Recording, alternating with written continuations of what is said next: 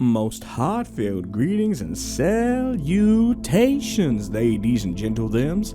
I eagerly welcome you to Sturgeon's most premier station, Dusk Light Radio, hosted by yours truly, the truncatingly tempestuous, curiously corporeal, and indisputably iconoclastic Everett J. Blackwell. Perhaps you know of us Blackwells. We were the originators of lo-fi sounds, mainly thanks to Uncle DJ Blackwell, yes, that was his real name, bringing the sounds of the wider undergrowth from Sturgeon's national parks to the listener at home with some nice little beats to relax and study to. Of course, he didn't filter it very well, and so the whispering nymphs, the bellowing trees, and the siren calls of the man-eating birds were not properly filtered out. That was a messy Spotify rap. Anyway, I'm Dusklight's main and most fabulous half-dead host. My job at this fine radio station is to bring you some of the most twisted, interesting, and downright bizarre tales that I and my wonderful many-legged runners collect from the far corners of Sturgeon and beyond. Some of them will make you laugh, some will make you cry, and some will have you trying to catalog the Sturgeon bestiary. Listeners, you are not interested in finding the weird, wild, and wonderful creatures in and around Sturgeon. You hear me? They are not real. None of it. All battery-powered creatures by the government, I assure you. Except for one. Well, there's always one mark on the bestiary catalog all avid cryptid hunters wish to fill in. But at what cost, listener? At what cost? Maybe just paint some Warhammer figures instead, It's time for our featured story for this evening. The tale, The Curse of Great Auntie Madsen, is an intriguing Sturgeon-laden and TJ-laden entry by our very own Janitor Supreme, TJ Lee, who tells us this comes from his earlier days chronicling Sturgeon, and it encompasses the origins of one of the most unusual entities within Sturgeon's borders, and hopes you enjoy his rendition. And if not, well, Romnex did it a couple years back. He also voices our main character, and we would appreciate it if you checked out TJ's work on Amazon, Chilling, Dark Somnium, Romnex, and Spirit Voices to show your support. Oh, and here, of course, this is his home. Joining him is the ever-wonderful Spirit Voices, whose YouTube channel we shall link below. Special thanks must be given first to Mandy Mo for rendering yours truly in the beauteous image you see when you look at our page. And lastly, our music is provided by Cryo Chamber, Envato Elements, the Nobody YouTube channel, and the Dark Somnium with permission and gracious thanks. If you enjoy these intros and want to see more, please ensure you've got notifications on and leave a comment for every video you encounter. With that, the sun has set and dusk has crawled into the studio once more. Whether you're working, prepping to sleep, or evading the formless void that will one day consume us all, Blackwell is here to soothe your ears and captivate your soul. Now, close your eyes and take a deep breath. The scene has been set and the light is on. It's time to walk towards it.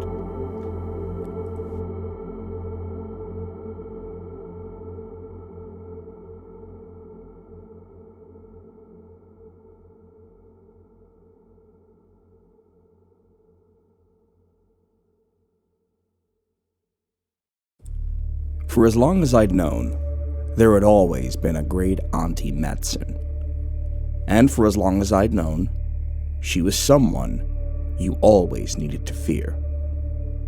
My family had always been good at keeping secrets. Some of them were small and mundane, the kind that any family does to spare their loved ones' feelings when it comes to a completed art project, a kind gesture, or a false compliment. Some families have those bigger secrets, the taboo ones nobody talks about.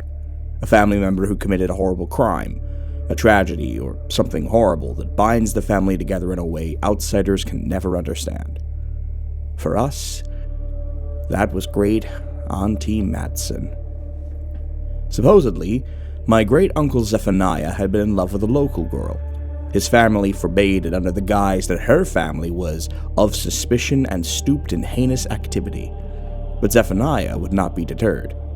Their love grew, and she eventually fell pregnant.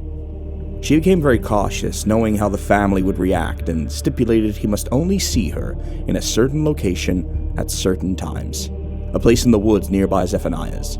A spot where they could build a life together, perhaps. But someone in the family discovered the secret and forced Zephaniah under duress to lead them to where the lovers met. When he only leads them partway in, revealing he had a baby with the woman, he was shot by his father, my great-great-grandfather Obadiah, in a fit of rage. Upon hearing the gunshot, the woman let out a blood-curdling scream through the woods, declaring a curse on the whole Monroe family. Then, in front of Obadiah and his cohorts, she set herself on fire, baby still in arms. From that day forward, upon the encroaching end of every Monroe family man, a woman hidden behind a black veil would appear and weep around the home. If they didn't resist, they would die of natural causes regardless of their age.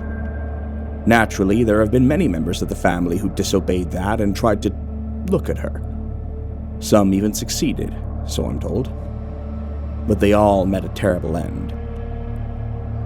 Great Uncle Ford called her the veiled skank who cost his brother his life and spat on her when she first came to the property and began weeping by his bedside. He was found several days later mauled by a bear, his genitals torn to shreds and his face practically peeled off from the top down as if he'd been scalped. After Ford's funeral, Great-Grandma Agnes tried dousing her with a bucket of holy water, calling her Satan's little bitch, and telling her that Jesus rolled her home. Evidently, he didn't. She later took herself to the top of the property, stood out on the roof, and hurled herself from the roof and onto the roof of the well below, her spine snapping in two and folding her inwards as her body plummeted into the well below. Obadiah said he could hear the weeping from the well constantly taunting him, but he learned from his errors and never sought to disrupt Madsen when she came to visit. He abided by her, gave her a room, and told her the rest of the Monroe family would never bother her. When she came to his home in his advanced age, weeping and pointing a finger at him, he didn't resist. He just asked for forgiveness. And so it went. Some people resisted, others accepted. Our family grew, and the secret was kept until it reached my generation. It was that summer of 1997 that I first met Great Auntie Madsen. Travis, sometimes she will come to visit us. It's important you know that she's a little different. My father would try to explain to a rambunctious 6-year-old me who was still not great at understanding the whole different thing, but there was a palpable fear in his eyes, that kind of instinctive terror that made you pay attention, the unmistakable sense that if your parents, the strongest people you knew, were scared, well, maybe you should be too. She'll never speak to you and she'll never bother you, but, and this is important, son, you must never try to look at her or talk to her. Understand? He had his hands on my shoulders, looking directly at me and making me nervous as I hastily nodded. Don't ever look at her face and don't make any contact with her. Just be polite and don't bother her. It'll all be over quickly. She didn't turn up with a ton of luggage and a merry song in her heart, a scowl on her face with thunder clapping behind her, or any of the kind of grandiose introductions that TV and films had taught me to believe happened when a weird family member came to stay one day. No. Instead, she turned up at 2:30 in the morning when I'd gotten up in the night to pee. I remember on the long walk back hearing it, the soft, unmistakable sound of a person sobbing. It was something you're hardwired to detect and immediately run towards, so naturally, even in my half-asleep state, I did just that. I picked up my pace from the bathroom and headed down the hallway to inspect the sound. It seemed to be echoing from our study, but as I readied down the corner to turn for our stairs, I felt a strong grip on my forearm pull me back. I was about to scream when I saw it was my dad, wide-eyed and filled with fear as he put a finger to his lips, shaking his head firmly. It took me a few moments to catch my breath, but I nodded. He pointed sharply to my bedroom, and I walked back, the weeping growing louder as I shut the door and pulled the covers over my head. Maybe it was the adrenaline wearing off, or that kind of level of fear where your body wears out quickly, but I passed out not too long after. It was the next morning when my parents sat me down and told me my cousin Grant, who lived a few blocks down the road, had been killed. They said it was a failed home invasion, but such is the way later in life. I'd come to find out the truth was far more gruesome. That night, a friend of Grant's had found his way into the property, armed with a bunch of tools and evil intentions. He'd stopped taking his medications and believed that he was possessed by the spirit of a Wendigo, destined to eat human flesh. He drugged, subdued, and tortured the entire family, but only Grant would be subjected to his cravings for flesh. When the police found the man hunched over my cousin's body, a piece of Grant's muscle was still dangling from his teeth as he screamed at them, lunging forward and into the path of a spray of bullets. At his funeral, Great Auntie Madsen stood in the back of the procession, weeping as his coffin was lowered into the ground. We don't know what he did to upset her, but we can assume he interfered somehow. But being a child, I just thought she was a weird relative and did as I was told when it came to keeping the secret, knowing full well that I'd get punished if I revealed the strange occasional visitor to my home. So it went for over a decade. She would visit one of our homes, we would accommodate, and when we knew who was due to go, we paid our respects. Most of the time, it went without major incident. Our family had grown in common sense as the years passed, and nobody wanted to die a horrific death. That all changed when I was 19, and she came from my mother. It was a Saturday night, and we'd been watching B-movie sci-fi films, laughing at the bad CGI and the low-quality acting. Mom's laughter was infectious, filling the room way more than should be possible for such a small woman. She'd always kept herself in great shape, focused on her health, and raised me even while holding down a full-time job as a psychologist. Dad worked long hours, and she never missed a beat. She was a role model of mine. Seeing a pillar of strength begin to crumble when Great Auntie Madsen walked into the living room, 6 foot tall, face hidden behind a thick black veil, and her frame hunched over as she wept, pointing at my mom. It hurt more than words could justify. Her laughter faded. Her already small body looked smaller. Her eyes sank and she nodded, never breaking eye contact. I remember those next few moments as if they happened in slow motion. My father screaming to stop, my mother's look of pure terror as I flung myself forward and stood between her and this specter trying to take her away from me. You cannot have her or my dad. You need to find another family member. I don't care who. I stood defiantly, staring up to this towering figure, the black veil hiding an expression that I was sure was curled into malice. The smell of rot hitting my nostrils, but I refused to back down. Mom turned me around and pulled me in for a hug so tight I thought she would break my back, her weeping into my shoulder matching that of Great Auntie Madsen. Oh, my sweet boy. I love you so much. But that is a choice I cannot let you make. She said between sobs, her hands digging into my back, desperate not to let go. We all have our time, and you know what happens if we interfere with it. Or with her. Let this happen. I was about to protest when she pulled away, tears streaming down her face, and stared beyond me, towards something I was never meant to see. For some reason, maybe in response to my defiance or to send a message, Great Auntie Madsen had lifted her veil. Mom's face twisted, and I saw something in her I am unable to take from my mind even now, a decade later. Mind-destroying fear.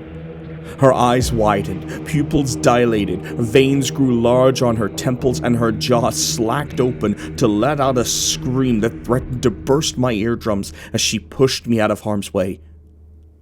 Dad shielded my eyes, and we looked away as the screaming continued. Great Auntie Madsen's sobbing turned into full-blown wails as it accompanied my mom's suffering. It was a chorus of pain that I don't ever want to hear as long as I live.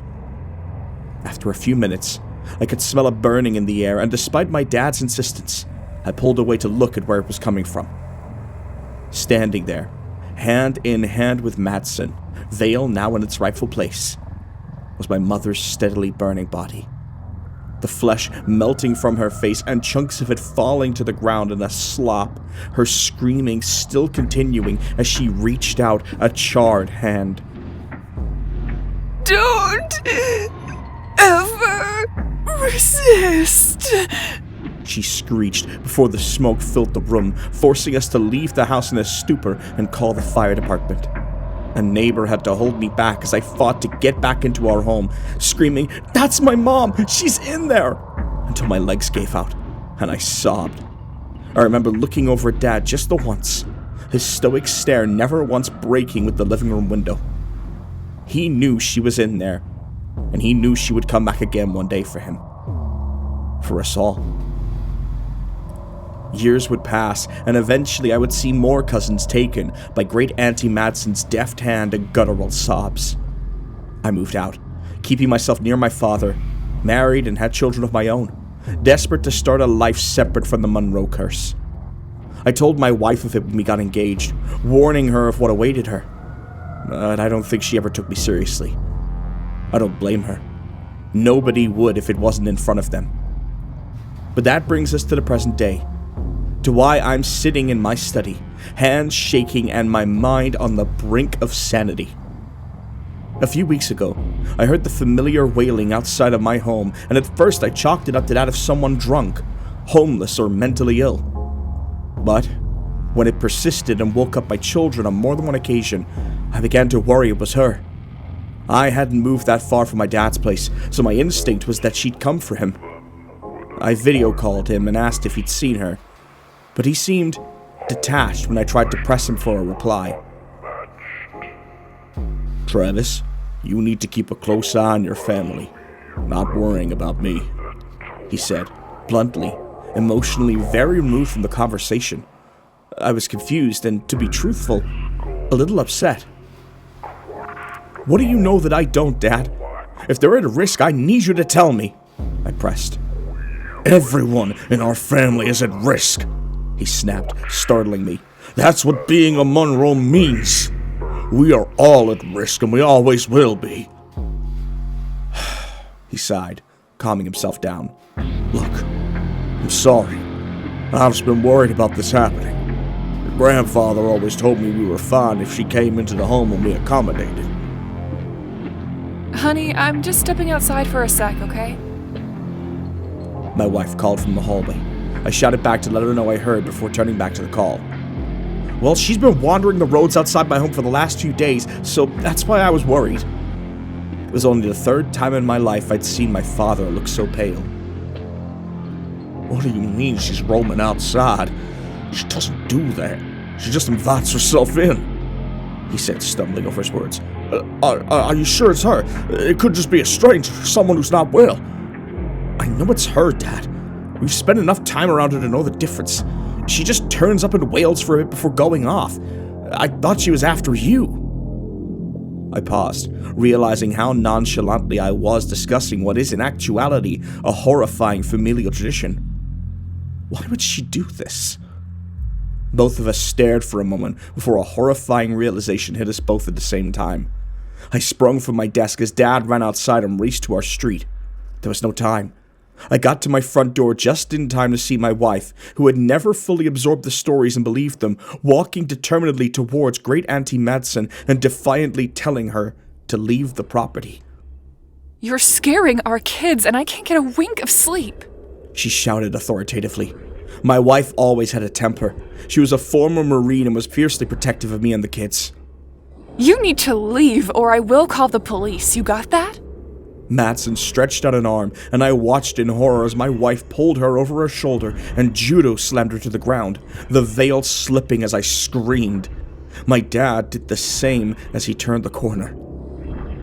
My wife, my poor, wonderful, clueless wife, just stared as this creature snapped its body straight, rose up to its feet, and lifted the veil fully as I turned and shielded my eyes, grateful the kids were asleep and too young to get out of their rooms. What happened next is not something I'm mentally equipped to put down here or anywhere. But she's gone now. My amazing wife of 3 years and mother to my 2 children is gone. Police just put homicide on the report and said they'd be in touch, but I know they never will be. The boys keep asking where Mommy is, and I croakily answer, gone to stay with great Auntie Madsen, every time. And every time I do, I feel my soul die a little bit more inside. I sent the boys to stay with their grandpa this morning, giving them a manila envelope for them to open when they're both much older. In it are photos of us as a family, an apology letter to each of them, and their inheritance, both monetary and familial. Great Auntie Madsen had stood at the foot of my bed last night, her shoulders hunched up and her body as tall as ever, leaning over me, weeping just a few feet from my own face. I knew what it meant, and I was in no position to argue this time. I've come to a realization that whatever great Auntie Madsen is, whatever my family's past, present, or future may define her to be, she is clever. She does not take disrespect lightly, and she knows how to hit you where it hurts. As I finish this up, I can hear her sobbing, increasing in its pain, nails gently scratching the door of my study. But I will not open them just yet. I need time to process. I don't even know how long I have once I greet her again. But I can guess. You see, she lifted her veil once I woke up, and I truly understood the depths of her cruelty, the need for her to send a message to the rest of my family, and why you must never disobey when she enters our home. Because the face looking back was my wife's, eyeless and muscles protruding beneath cracked skin, the mouth stuck in a perpetual, dislocated scream.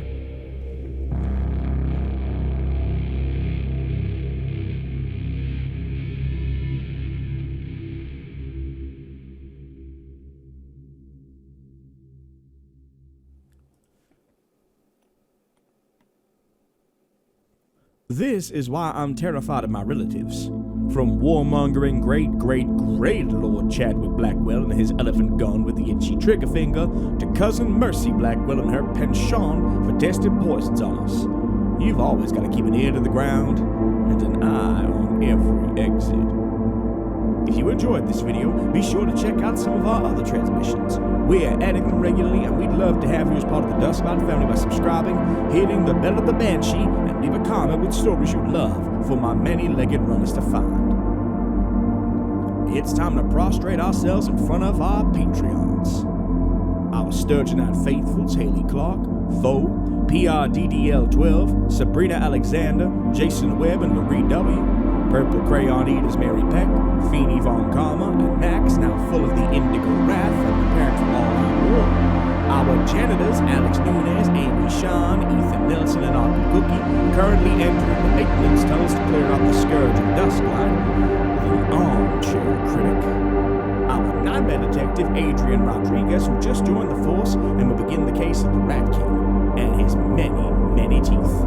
Our Void Walker, Evan Diaz, currently investigating the case of the missing computer dust, and one of our very own Blackwell family members, Papa Kyle Blackwell, who, after recovering from his brawl with Payne Gunkerson, is now selling a thick blood-like beverage he assures us is not blood. You hear that? Not blood. An old Blackwell family recipe we're not privy to, but not blood. We love you and fear you, Papa. We thank you humbly all for your patronage and hope to see you bright and early for Dusklight orientation, purple crayons, and existential dread will be provided. If you want to be a patron, we have a link in the description below. You'll get early access to all videos, exclusive Sturgeon-focused D&D Monster of the Week content, and more. And one last it's time, listeners. Close your eyes and breathe with me. Remember, no matter how bad things are, how cruel people can be, and how heavy your shoulders may feel with the weight of the world bearing down, Dusklight will always be here to lift the load and provide you with some respite. Drink some water, watch a video about moles, eat something umami, and sleep on the cool side of the pillow with the window open and the stars twinkling down on you. Start and end each day with kindness in your heart. You matter, you are loved, and every day is another chance. I'll see you again when the sun sets and dusk enters the station.